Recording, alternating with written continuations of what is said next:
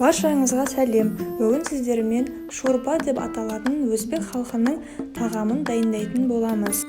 Бұл тағамның жасалуы өте оңай. Видеоның соңына дейін көріңіздер. Ең алдымен біз етімізді қазанға саламыз. Бұл жерде менде сиыр еті мен тауық аяқтары. Сіздер өз қалауыңызша қой етін немесе жылқы етін пайдалансаңыздар болады. Сорпамыз қайнаған соң еттің көбігін аламыз. Етіміздің көбігін алып болған соң көкөністерді жаймендеп салып отырамыз. Ең бірінші пияз саламыз. Пиязымыз жұмсарғаннан кейін артынша сәбіз саламыз.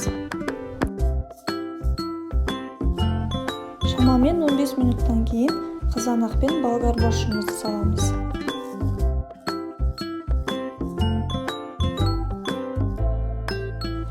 Шорпаның дайын болуына 20-30 минут қалған кезде картопты саламыз.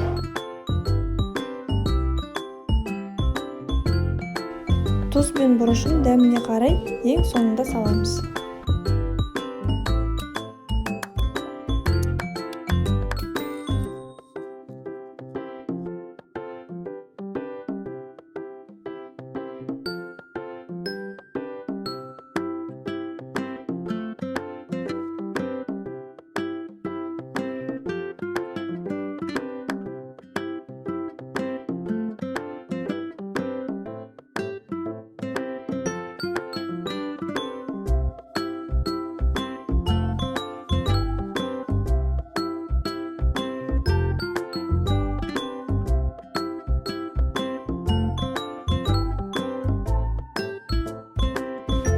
Қазанның қақпағын жауып 30 минутқа жай отқа қалдырамыз.